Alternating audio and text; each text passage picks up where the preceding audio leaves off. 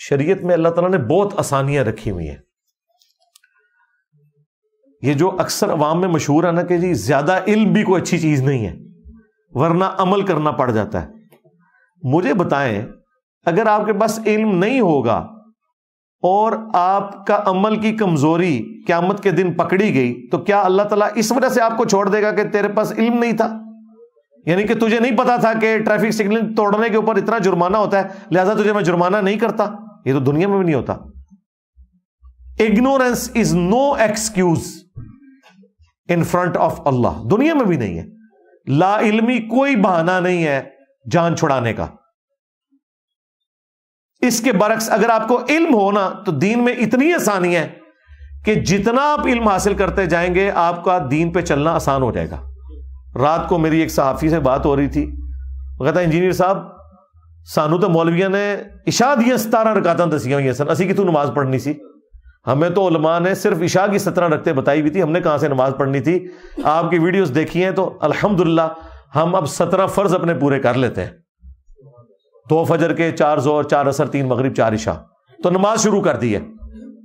تو میں نے کہا یہ کوئی آپ پہ اس اعتبار سے ہم نے احسان نہیں کیا, یہ شرعی مسئلہ آپ کو بیان کیا ہے. باقی تو جس نے جتنا گڑ ڈالنا ہے میٹھا اپنا کرتا جائے, جتنی مرضی نفلی عبادت کرے, اس میں بھی سٹیپ وائز کرے. اگر کسی نے زیادہ سختی کرنی ہے سب سے پہلے فجر کی 2 سنتیں اور عشاء کے وتر ان کو ایڈ کرے اپنی نماز میں.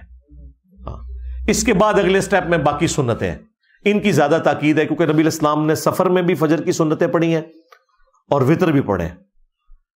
حالانکہ باقی سنتیں آپ نے چھوڑی ہیں لیکن وتر اور تہجد کی نماز تو چونکہ آپ علیہ السلام پہ فرض تھی, آپ سفر میں بھی تہجد پڑھتے تھے. باقی امت کے لیے وہ نہیں ہے. وتر البتہ آپ پڑھتے تھے, سواری کے اوپر بھی پڑھ لیتے تھے. تو یہاں سے آپ سٹارٹ لیں. باقی 12 سنتیں تو وہ آئی ہیں بخاری مسلم کے اندر. مسلم شریف میں تو بڑی زبردست حدیث ہے, جو فرض کے علاوہ 12 رکعتیں پڑھ لے اللہ تعالیٰ جنت میں محل دے گا. 2 فجر سے پہلے, 4 ظہر سے پہلے, 2 ظہر کے بعد, 2 مغرب کے بعد, 2 عشاء کے بعد. سنت موقدہ تاکید کی گئی سنتیں ہے. یہ بھی نفلی عبادت ہے, وہ الگ سے ایک چیز. اگر کسی کی دن کے وقت کو چھوٹ گئی ہیں وہ رات کو پوری بھی کر سکتا ہے 12 رکعتیں. میری کوشش ہوتی ہے کہ میں 12 رکعتوں کا اہتمام کروں. اتوار والے دن تو نہیں ہو سکتا, ظاہر ہم کیٹاسٹرافک کنڈیشن میں ہوتے ہیں, یہاں پہ زور اثر اور مغربی عشاء بعض اوقات میں جمع کرنی پڑتی ہے. تو جب نمازیں جمع ہوں تو پھر آپ سنتیں چھوڑ بھی سکتے ہیں. ہاں وتر آپ ضرور پڑھ لیں, لیکن عام دنوں میں کوشش کرتے ہیں بعض اوقات رہ جائے, میں گھر جا کے بھی اپنی سنتیں پوری کر لیتا ہوں. دن کے وقت کی کوئی رہ گئی ہے اور 12 رکعتیں کوشش ہوتی ہیں کہ پوری کر کے سوئیں, لیکن یہ نفلی عبادت ہے. پھر اس میں مزید آسانی آپ کو بتائی کہ بھئی اگر کوئی مجبور ہے, کسی کی ڈیوٹی ایسی ہے یا کوئی بچے پالنے والی عورت ہے تو ٹھیک ہے, زور اثر کو جمع کرے, مغرب عشاء کو جمع کرے اور فجر کو الگ پڑھ لے. 3 اوقات میں 5 نمازیں پڑھ لے. نمازیں 5 ہی ہیں 3 اوقات میں, یہ بھی میں نے ثابت کیا ہے الحمدللہ صحیح الاسناد حدیث سے. تو دین میں آسانی ہے. یہ جتنا آپ کو علم آتا جا رہا ہے مجھے بتائیں دین پہ چلنا مشکل ہو رہا ہے یا آسان ہو رہا ہے؟ آسان ہو رہا ہے. لیکن ہمارے ماں باپ نے ہمیں یہ بتایا تھا, ہمارے علماء نے یہ بتایا تھا, زیادہ علم نہیں حاصل کرنا پھر عمل کرنا پہ جاتا ہے. ہاں چونکہ انہوں نے خود بھی کو نہیں تھا عمل کرنا, خود بھی انہیں علم نہیں تھا, آگے بھی یہی پڑھاتے رہے. اور پھر اس پہ تر رہا یہ کہ شیطان کو بھی بڑا علم سی. یہ قرآن کی کون سی آیت ہے, یہ کون سی حدیث ہے کہ شیطان بہت بڑا عالم تھا؟ یہ تو کہیں نہیں آیا, کسی جگہ نہیں آیا. ہمارے جو استاد پیر نصیر الدین نصیر صاحب رحمہ اللہ, انہوں نے باقاعدہ ایک کتاب لکھی چھوٹی سی, کیا ابلیس عالم تھا؟ انہوں نے پھر وہ صوفیوں کا اور مولویوں کا رگڑا نکالا. انہوں نے کہا جاہلو, چونکہ تمہارے پاس علم کوئی نہیں ہے, علم نبیوں کی وراثت ہے اور نبیوں کا دین تم لوگوں نے فالو کوئی نہیں کرنا, اس لیے تم نے چونکہ علم کو حاصل نہیں کرنا تھا تو انگور کھٹے ہیں. کہ علم کا کوئی فائدہ نہیں, وہ شیطان کو بھی بڑا علم سی. انہوں نے کہا کتنے لکھے شیطان کو علم سی, اور علم تو آدم کے پاس تھا. دیکھیں قرآن میں آیا ہم نے آدم کو نام سکھا دیے, اس کی وجہ سے فرشتوں سے سجدہ کروایا حضرت آدم علیہ السلام کو, کیونکہ فرشتوں کے پاس وہ علم نہیں تھا. علم والے کو تو اللہ تعالیٰ نے فرشتوں کے ذریعے سجدہ کروا کے اس کی عظمت منوائی ہے. اور اس کے علم نے اسے کتنا نفع دیا کہ جب اس سے غلطی ہوئی اس نے فوراً توبہ کی، اللہ نے اسے امر کر دیا۔ آج ہم کہتے ہیں آدمی وہ ہے جو اپنی غلطی مان لے، وہ آدم کے ساتھ جوڑ گیا، اور شیطان وہ ہے جو اپنی غلطی کی جسٹیفیکیشن دے۔ شیطان نے جسٹیفیکیشن دی تھی کہ میں اس سے بہتر ہوں۔ حضرت آدم نے کیا کہا؟ یا اللہ غلطی ہوگی، معاف کر دے، اگر تو نے معاف نہ کیا تو میں خسارہ پانے والوں میں سے ہم دونوں ہو جائیں گے۔ اللہ نے کہا ٹھیک ہے، معاف کیا۔ اس کا مطلب ہے جو اپنی غلطی کی جسٹیفیکیشن دے وہ شیطان، اور جو اپنی غلطی مان کر اللہ کی طرف رجوع لائے وہ آدم۔ تو آدمی بنے، آدم کے بچے بنے، شیطان کے بچے نہ بنے۔ ٹھیک ہو گیا جی؟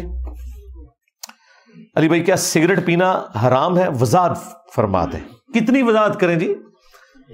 سگریٹ جو ہے قرآن کی اس آیت کے تحت وَلَا تُلْقُوا بِأَيْدِيكُمْ إِلَى التَّهْلُكَةِ، اپنے ہاتھوں سے اپنے آپ کو ہلاک مت کرو، اس کے تحت سگریٹ پینا حرام ہے۔ کہتے ہیں قرآن و حدیث میں کہاں لکھا ہے؟ جی قرآن و حدیث میں لکھا ہے اپنی جان کو ہلاک کرنا حرام ہے۔ قرآن و حدیث میں رولز آئیں گے، فلنگ دی بلینکس آپ نے خود کرنے ہیں۔ اس وقت لاکھوں کاروبار ایسے ہیں جن کا نام بھی قرآن و حدیث میں نہیں ہے، لیکن کیا ہم شرعی حکم نہیں بیان کرتے کہ یہ کاروبار حلال ہے، یہ حرام ہے؟ کہاں سے کرتے ہیں؟ ان اصولوں کے اوپر کہ دھوکہ نہیں ہونا چاہیے، پروڈکٹ حلال ہونی چاہیے، جوا نہیں ہونا چاہیے، سود نہیں ہونا چاہیے، دنیا کا ہر کاروبار حلال ہوگا اگر یہ 4 شرائط پوری ہو جائے۔ یہاں پہ بھی اپنی جان کو نقصان پہنچانا اس اعتبار سے، اور اس کا کوئی مقصد بھی نہیں سگریٹ پینے کا، نقصان ہی ہے۔ اب تو دیکھیں گوروں نے تو ٹھوکریں کھا کے یہ بھی سیکھ لیا ہے کہ شراب بھی نقصان دہ چیز ہے، حالانکہ قرآن کہتا ہے شراب کے فائدے بھی ہیں۔ اس سے لوگ سمجھتے ہیں کہ شراب پینے سے کوئی فائدہ ہوتا ہے، وہ فائدے اس اعتبار سے اللہ نے بیان کیے تھے کہ اس زمانے میں لوگوں کا کاروبار جڑا ہوا تھا۔ یہ نہیں ہے کہ شراب سے کوئی میڈیکل فائدہ ہوتا ہے، اے نہ سمجھیو جیسا کہتے ہیں جی او جی ذرا واہ چلانے واسطے میں سگریٹ پہ لینا، پھکی لے جہلم شریف تو چل گوڑلا شریف تو لے لے، سگریٹ نہ پیے۔ اس طرح شراب کے بارے میں قرآن میں جو آیا نا نفع ہے وہ یہ کہ لوگوں کا کاروبار جڑا ہوا تھا، لیکن قربان جائیں صحابہ کرام کے، بخاری میں آتا ہے جب اناؤنسمنٹ ہوئی تو لوگوں نے مدینے کی گلیوں میں رکھ کے مٹکے توڑے، یہ بھی نہیں کیا کہ ابھی تو اناؤنسمنٹ ہوئی ہے چلو جو ہے یہ بیچ لیتے ہیں، ان کا نہیں، نبی نے فرما دیا دیٹس آل، ختم۔ تو آج دیکھیں، آج گورا بھی، ایون فلموں میں بھی آپ دیکھیں جب سگریٹ والا کوئی سین آتا ہے باقاعدہ وہ لکھتے ہیں کہ ٹوبیکو کلز، ٹھیک ہے، وہ باقاعدہ اس کو ڈسپلے کرواتے ہیں۔ اب آہستہ آہستہ لوگ مان رہے ہیں۔ ایون پچھلے دنوں وہ دھروو راٹھی کی ایک ویڈیو آئی تھی کہ آپ اپنی میڈیکل لائف کس طرح بڑھا سکتے ہیں۔ دنیا میں وہ لوگ جو 100 سال سے زیادہ جیتے ہیں دنیا کے کن کن علاقوں میں پائے جاتے ہیں؟ سب سے زیادہ ریشو پروپورشن کے اعتبار سے تو جاپان میں پائے جاتے ہیں، ویسے تعداد کے اعتبار سے سب سے زیادہ امریکہ میں ہے، لیکن امریکہ کی آبادی بھی تو 30 کروڑ ہے نا۔ آبادی کے تناسب سے دیکھا جائے تو سب سے زیادہ لوگ جو ہیں وہ جاپان میں ہیں جن کی عمر 100 سال سے زیادہ ہوتی ہے۔ اس میں انہوں نے جو چیزیں بتائی ہیں نا ان میں سے ایک چیز یہ بھی ہے کہ شراب نوشی سے بھی آپ نے بچنا ہے، یعنی میڈیکل سائنس کی میں آپ کو بات بتا رہا ہوں، یہ کوئی جذباتی بات نہیں بتا رہا۔ تو اس لیے بھائی سگریٹ سے بچ جائیں، اور ساتھ ہی ساتھ جو لوگ شوگر کے مریض ہیں ان کے لیے چینی ضرورت سے زیادہ استعمال کرنا بھی سگریٹ کے حکم میں داخل ہے۔ بالکل، وہ یہ نہیں کہہ سکتے چینی حلال ہے، جی حلال اس وقت تک ہے جب آپ کی لائف کو نقصان نہ پہنچائے۔ اگر لائف کو نقصان پہنچا رہی ہے تو آپ کے لیے شرعی حکم ہم یہ بیان کریں گے کہ آپ نے اس سے بچنا ہے، ذہن میں رکھیے گا۔ اس طریقے سے جو لوگ ہارٹ پیشنٹ ہیں یا بلڈ پریشر کے مریض ہیں اور وہ جناب چھلی کے اوپر بھی نمک لگا کے کھاتے ہیں، مونگ پھلی کے ساتھ بھی نمک لگاتے ہیں، ہر چیز کے ساتھ نمک، تو نمک تو پھر سیدھا آپ کو اس وقت بھی جو اسٹیٹسٹیکل انالیسس ہے نا اس میں سگریٹ سے مرنے والوں کی تعداد کم ہے، زیادہ نمک استعمال کرنے کی وجہ سے ہارٹ پیشنٹ ہو کے یا بلڈ پریشر کی وجہ سے لوگوں کے مرنے والوں کی تعداد زیادہ ہے، جو اسٹیٹسٹیکل ڈیٹا ہے۔ تو یہ پرسن ٹو پرسن ویری کرتا ہے، جس بندے کے لیے وہ چیز نقصان دہ ہے وہ اس اعتبار سے اس کے لیے تو وہ پھر اس سے بچے گا۔